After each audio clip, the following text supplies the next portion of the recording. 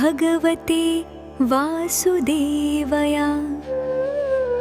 ત્યાં બધી તૈયારી થાય ત્યારે કન્યાને પધરાવી લઈ જવામાં આવે. એમ શ્રી યમુનાજી ગતિપૂર્વક આવ્યા ખરા, અને વ્રજમાં પ્રવેશતા પહેલા શ્રી યમુનાજી અહીંયા વિશ્રામ કર્યો, એટલે આનું નામ વિશ્રામ ઘાટ છે.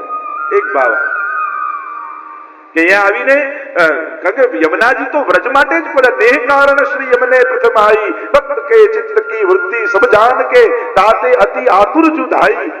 શ્રી યમુનાજી તો વ્રજ માટે જ પધાર્યા છે, પણ કલિંદગીરીના મસ્તક પરથી પ્રાગટ્ય લઈને દોડતા દોડતા ઉતાવળે પતિને મળવા માટે જેમ કોઈ કન્યા જતી હોય એ રીતે શ્રી યમુનાજી પધારે. પણ જ્યાં મથુરા આવી જાય એટલે વિલાસ ગમનોલ્લસત, પછી તો વિલાસપૂર્વક ગંભીર્યતાથી ગતિ કરે છે. એ જે સંકોચ, ચલત ટેડી હોય લેત પીએ કો મોહી, પછી તો એક આખો સખી ભાવ શ્રી યમુનાજીમાં પ્રગટ થઈ જાય છે. કારણ કે જ્યાં સુધી ત્યાંથી આવે છે કલિંદ પર્વત પરથી, ત્યાં સુધી એક તીર્થ રૂપા છે, ત્યાં એમનું આધ્યાત્મિક સ્વરૂપ છે, દેવી રૂપા છે, સ્નાન કરવાથી પાપને હરનારા છે. પણ જ્યાં વ્રજમાં પ્રવેશ કરે છે આ વિશ્રામ ઘાટના દ્વારથી, પછી એ સખી રૂપ થઈ જાય છે, પછી એમનું આદિ દૈવિક સ્વરૂપ થઈ જાય છે. અને એટલે મહાપ્રભુજી બંને સ્વરૂપની ચર્ચા કરી. જયતિ પદ્મ બંધો સુતા, હે સૂર્યપુત્રી આપનો જય હો. અને કહ્યું નમત કૃષ્ણ તુર્ય પ્રિયા, આ ચતુર્થ પ્રિયાને નમન કરો. એટલે જ્યારે કલિંદ પર્વત પરથી વ્રજ સુધી આવે ત્યાં સુધી કહ્યું હે સૂર્ય સુતા આપનો જય હો. પણ જ્યાં વ્રજમાં પ્રવેશે તો કહ્યું આને વંદન કરો, આ તો ઠાકોરજીની ચતુર્થ પ્રિયા છે. અને એટલા માટે છે કોઈ એમ કે હું યમુના પાન કરવા જઉં છું, તો તમે એમ કહો અચ્છા દિલ્હી જાઓ છો તમે, ને આવું કોઈ કે કેમ દિલ્હીમાં યમુનાજી નથી? કોઈ પણ એમ કે હું યમુના પાન કરવા જાઉં છું, ક્યારે તમે એવો પ્રશ્ન કરો અચ્છા દિલ્હી જાઉં છું, દિલ્હીમાં યમુનાજી છે? પણ આપણે કેમ સમજી જઈએ છીએ કે આ વ્રજમાં જતો હશે? કારણ કે જો ક્યાં સ્નાન થાય, ક્યાં પાન થાય અને ક્યાં દર્શન થાય, એનો વિવેક પણ વૈષ્ણવે સમજવો જોઈએ. ઘણા પૂછે કે યમુનાજીમાં સ્નાન કરાય? કીર્તન સાહિત્યમાં ઉલ્લેખ છે પ્રાતહિ નાથ અગદૂર જાત અગજાત, જે જન પ્રાત ઉઠ નાવે દિહારો દર્શ મોહી ભાવે. શ્રી યમુનાજી દિહારો દર્શ નાવાનો ઉલ્લેખ છે, પણ એ ક્યાં નવાય? યમ દ્વિતીયાના દિવસે પણ આપણે ત્યાં તો ભાવના એ છે કે સામે ઘાટે જઈને, સામે પાર જઈને નાવું, કારણ કે ત્યાં યમુનાજીનો આધ્યાત્મિક પ્રવાહ છે. પણ જ્યાં યમુનાજી આદિ દૈવિક સ્વરૂપે વિરાજે છે, જો મહાપ્રભુજીએ વૈષ્ણવોને એક અલૌકિક આદિ દૈવિકતાની દ્રષ્ટિ આપી છે. પુનઃ કહી દઉં, આંખે દેખાય એ ભૌતિક સ્વરૂપ, બુદ્ધિ જેનું મહાત્મ્ય સમજે એ આધ્યાત્મિક સ્વરૂપ, અને હૃદય જેના રસનો અનુભવ કરે એ આદિ દૈવિક સ્વરૂપ. એટલે દરેકના ત્રણ સ્વરૂપ આપણે ત્યાં બતાવ્યા છે. તેમ યમુનાજીના પણ ત્રણેય સ્વરૂપની, જે જલ નદી રૂપે દેખાય એ ભૌતિક સ્વરૂપ, જે તીર્થ રૂપા છે કે સ્નાન કરવાથી પાપને હરે એ આધ્યાત્મિક સ્વરૂપ. પણ નમત કૃષ્ણ તુર્ય પ્રિયા, જે ઠાકોરજીની ચતુર્થ પ્રિયા રૂપે છે એ યમુનાજીનું આદિ દૈવિક સ્વરૂપ. અને એટલા માટે વિશ્રામ ઘાટ નામ એટલા માટે પડ્યું કારણ કે અહીંયા આવીને વિશ્રામ કર્યો, અને હવે આદિ દૈવિક સ્વરૂપે યમુનાજી આગળ વધ્યા, એટલે વિશ્રામ ઘાટ. આજે પણ એક ઘાટ સુંદર છે. દરેક વખતે આપણે વિશ્રામ ઘાટે જઈ અને ત્યાંથી નિયમ ગ્રહણ કરાતો હોય છે. એક અર્થ વિશ્રામ ઘાટ નામ કેમ પડ્યું એની એક કથા એ કહી કે ભગવાન અને દાઉજી જ્યારે રંગમંડપમાં કંસ જોડે યુદ્ધ કરવા માટે પધાર્યા, ચાણૂર, મુષ્ટિક, તલ, સલ, તોષલ, કૂટ બધાને માર્યા, અને ભયનો માર્યો કંસ મર્યો, અને પ્રભુ અને દાઉજી શ્રમિત થયા. અને શ્રમિત થઈને જ્યારે બહાર નીકળ્યા ત્યારે આ ઘાટ ઉપર આવીને યમુનાજીના કિનારે વિશ્રામ કર્યો, એટલે એનું નામ પડ્યું વિશ્રામ ઘાટ. એવી વિશ્રામ ઘાટનું છે. યા 84 લક્ષ યોનિમાંથી ભટકતા જીવને જ્યાંથી કાયમ માટે વિશ્રામ મળે એ આ સ્થાન, એટલે આનું નામ વિશ્રામ ઘાટ. જે આપણે કથા યમ દ્વિતીયાની કહીએ છીએ કે જ્યારે યમ દ્વિતીયાના દિવસે, ભાઈ બીજના દિવસે યમરાજાને ભોજન કરવા માટે બોલાવ્યા, અને યમુનાજી ભોજન કરાવ્યા, અને યમુનાજીને કહ્યું કે તમે કંઈક માંગો મારી પાસે. અને ત્યારે યમુનાજીએ કહ્યું કે આજના દિવસે જે મારામાં સ્નાન કરે એને ક્યારે યમયાતના ન થાય એવું વચન આપ. અને ત્યારે યમરાજાએ વચન આપ્યું, એટલે આ જગ્યા એ છે જ્યાંથી વચન આપ્યું છે, અને એટલા માટે આ જગ્યા પર 84 લાખ યોનિમાં ભટકતા જીવને વિશ્રામની પ્રાપ્તિ થાય છે. એટલે આ વિશ્રામ ઘાટ છે. એટલે આ વિશ્રામ ઘાટ.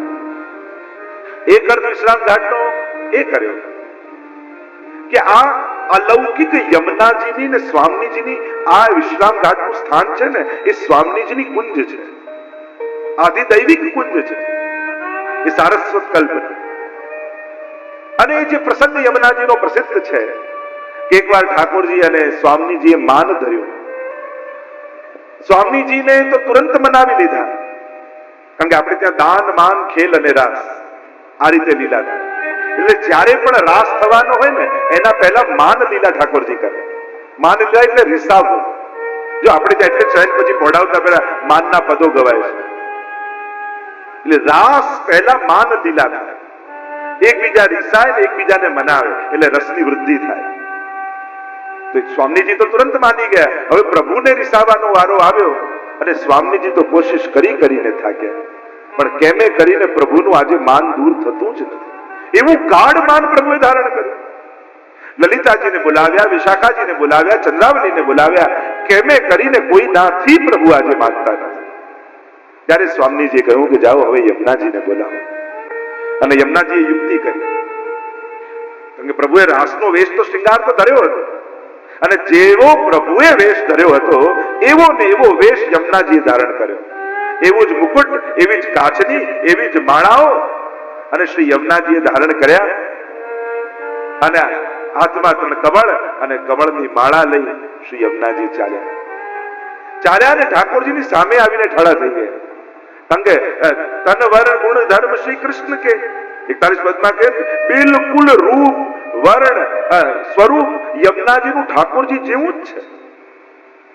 એટલે ઠાકોરજીએ જ્યાં જોયા ને એકદમ ચોંકી ગયા કે આ નિત્ય લીલામાં બીજો કૃષ્ણ ક્યાંથી આવી ગયો. અને જ્યાં ખબર પડી કે આ તો યમુનાજી છે એટલે પ્રભુ જોરથી હસી પડ્યા. અને હસી પડ્યા અને હસતાની સાથે પ્રભુનું માન દૂર થયું. ત્યારે સ્વામીજીના હૃદયને વિશ્રામ પ્રાપ્ત થયો. ત્યાં સુધી તો શ્રમ હતો, કારણ કે પ્રભુ માનતા નથી, પણ હવે સ્વામીજીને વિશ્રામ મળ્યો હૃદયમાં. એટલા માટે આ ઘાટનું નામ વિશ્રામ ઘાટ પડ્યું છે. આવી અનેક પ્રકારની કથાઓ જોડાયેલી છે વિશ્રામ ઘાટ સાથે. એક કથા એવી છે કે અક્રૂરજી પ્રભુને લેવા માટે આવ્યા. આખું વ્રજ માણો આંસુઓમાં ડૂબી ગયો. ગોપીઓ તો રથની આગળ સુઈ જાય કે રથ લઈ જવો હોય અક્રૂર, અમારી છાતી ઉપર રથ ચડાવીને લઈ જા, કૃષ્ણ અમારાથી અળગા ન કરીશ. પ્રભુ બધાને મનાવે છે, સખાઓને મનાવ્યા, ગોપીઓને મનાવ્યા. અક્રૂરજીની રથમાં બેસીને પ્રભુનો રથ આગળ ચાલ્યો. ત્યાં એક કુંજમાં જોર જોરથી રડવાનો અવાજ સંભળાયો. પ્રભુએ રથ રોક્યો, નીચે ઉતર્યા, પ્રભુને કુંજમાં પ્રવેશ કર્યો. જુએ તો રાધાજી કૃષ્ણ કૃષ્ણ કૃષ્ણ કરતા રડી રહ્યા છે. પ્રભુએ કહ્યું, રાધા, બીજા કોઈ રડે તો સમજમાં આવે, પણ તમારી આંખમાં શું કેમ? હું ને તમે કઈ જુદા થોડી છીએ. દુનિયાને જુદા દેખાઈએ છીએ, આપણે તો એક જ છીએ. તમે કેમ રડો છો? પ્રભુ, આંખીને એસી ટેવ પડી, અમારી આંખોને તો આપને જોવાની આદત પડેલી છે. કૃષ્ણ વગર કેમ રહીશ એ વિચાર મારા પ્રાણ હરી લે છે. સંભવ નથી મારું જીવન આપના વગર. રાધાજીને બધા જ ગોપીઓએ એક કમળની કળીઓ આપી અને કહ્યું, રાધાજી, આ કમળ કમળ નથી, અમારા હૃદય છે. અને જ્યારે પ્રભુ જતા હશે એટલે અમને ભરોસો છે આપને મળ્યા વગર નહીં જાય. ત્યારે આ મારું હૃદય માળા બનાવી પરોવી અને આ કમળની માળા ઠાકોરજીના કંઠમાં ધરાવી દે કે અમારા દેહ ભલે અહીંયા રહી જાય પણ અમારા હૃદય તો ઠાકોરજીની ભેગા જશે. અને એ કમળની માળા લઈ ઠાકોરજીના કંઠમાં ધરાવી દીધી રાધાજી. અને પ્રભુએ ખૂબ આશ્વાસન આપ્યા કે રાધાજી, હું જલ્દી પાછો આવીશ, તમારા વગર મને નહીં ગમે. અને ખૂબ મનામણા કર્યા. અને ભીની આંખોએ ઠાકોરજી રાધાજીને વિદાય આપીને રથ આગળ લીધો. પ્રભુનો રથ આગળ વધતો જાય ને પ્રભુ નેત્ર બંધ કરે ને રડતા ગોપીઓ દેખાય, રડતા રાધાજી દેખાય. મન અતિશય વ્યાકુલ થયું પ્રભુનું મન. અને અક્રૂરજીનું રથ વ્રજ છોડીને મથુરા આવ્યું તો સૌથી પહેલા અક્રૂરજી આ વિશ્રામ ઘાટ ઉપર રથ રોકી ઠાકોરજી ને અક્રૂરજીએ વિશ્રામ કરે. અહીંયા રથ રોક્યો અને પ્રભુનું મન અતિશય વ્યાકુલ છે. સૂઝતું નથી કે સારું કર્યું ખોટું કર્યું. મારા વ્રજભક્તોને રડતા મૂકીને હું આવ્યો અને પ્રભુને ડર લાગવા માંડ્યો કે ક્યાંક મારા વિરહમાં આ વ્રજભક્તો પ્રાણ ન ત્યાગી દે, ક્યાંક મારી ગોપીઓ મારા રાધાજી પ્રાણ ન છોડી દે. ચિંતા થવા લાગી પ્રભુ. અને પ્રભુને જ્યારે ચિંતા થઈ ત્યારે પ્રભુએ આંખ બંધ કરી યમુનાજીનું સ્મરણ કર્યું આ સ્થાન ઉપર. અને યમુનાજીનું સ્મરણ કરતા જ યમુનાજી પ્રગટ થઈ ગયા અને બે હાથ જોડીને પ્રભુને કહ્યું, પ્રભુ શું આજ્ઞા છે? આપ બધાને ભૂલી ગયા, છોડીને જાઓ છો અને મને યાદ કરો છો. મારે માટે શું આજ્ઞા છે પ્રભુ?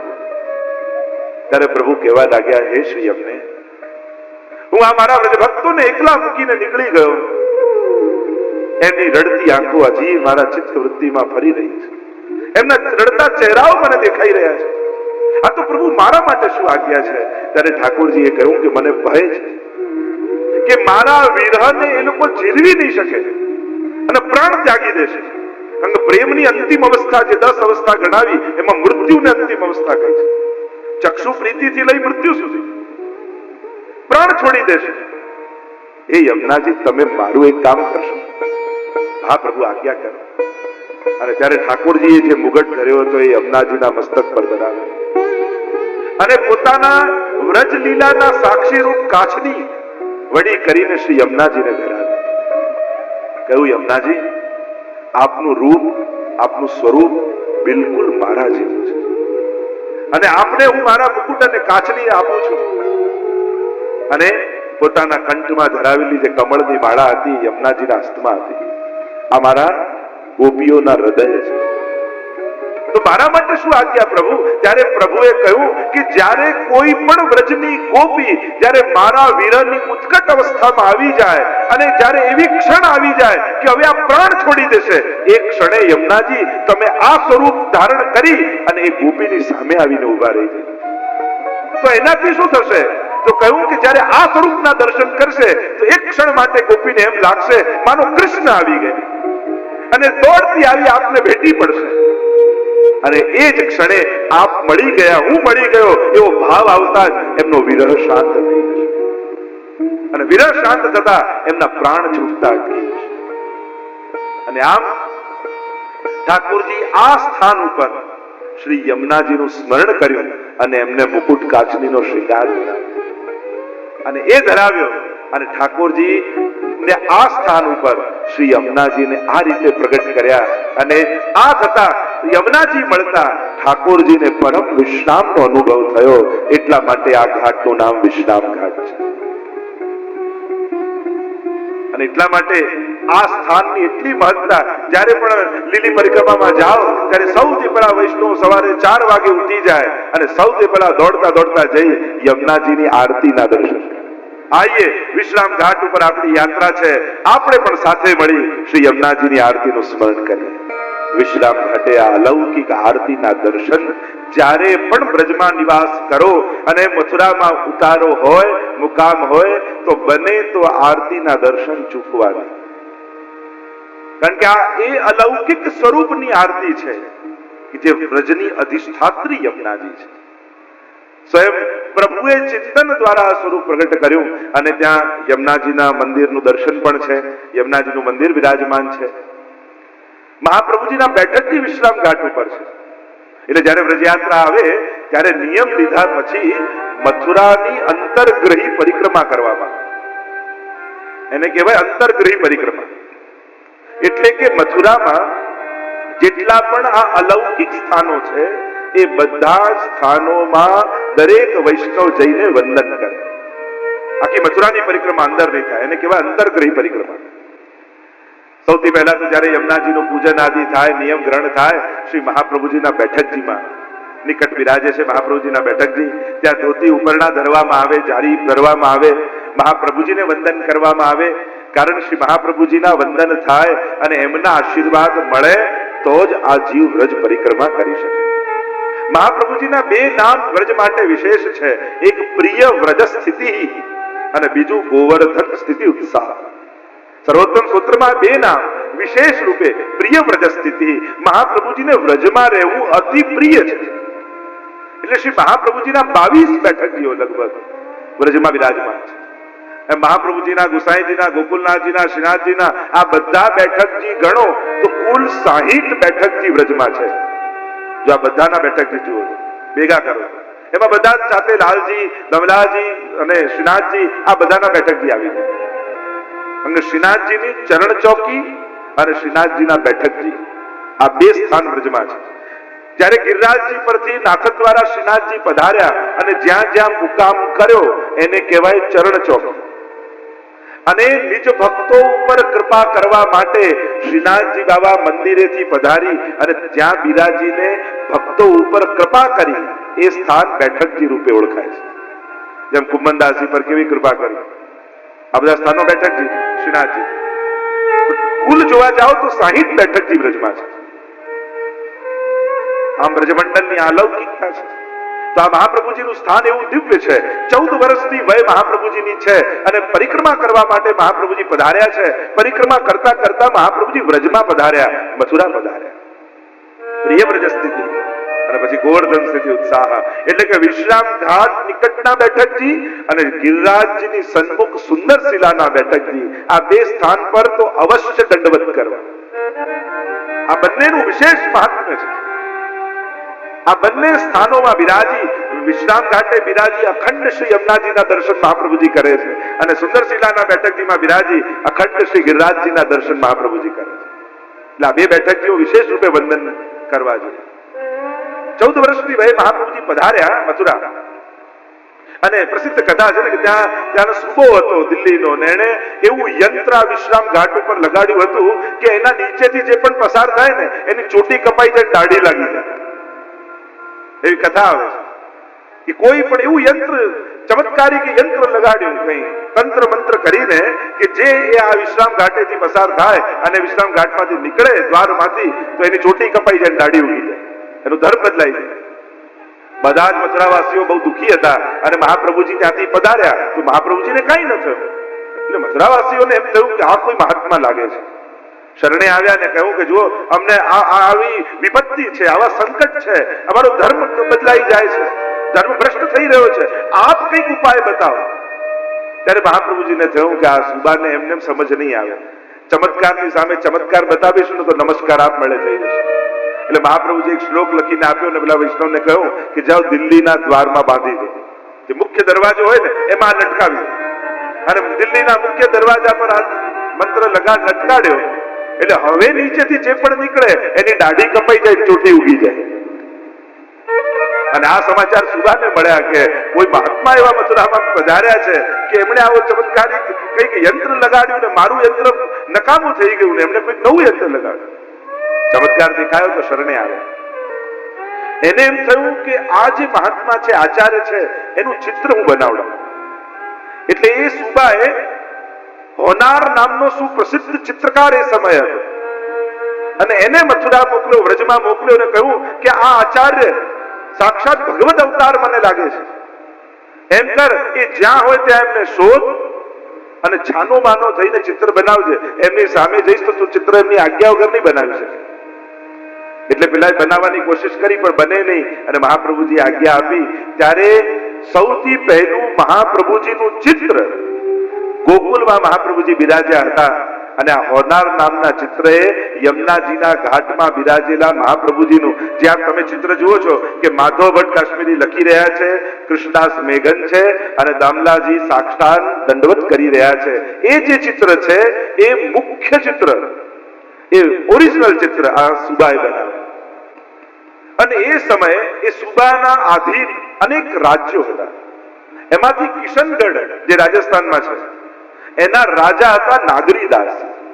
જો આપણે ત્યાં નાગરીદાસના કેટલા પદો આવે છે, ખેલના પદોમાં આદિમાં નાગરીદાસના કેટલા પદો ગવાય છે. એ નાગરીદાસજી એના રાજા હતા અને જ્યારે સુબા એમના પર બહુ પ્રસન્ન થયો અને કહ્યું કે તમે કંઈક માંગો મારી પાસે, ત્યારે નાગરીદાસીએ કહ્યું કે આ વલ્લભાચાર્યજીનું ચિત્ર મને આપી દે.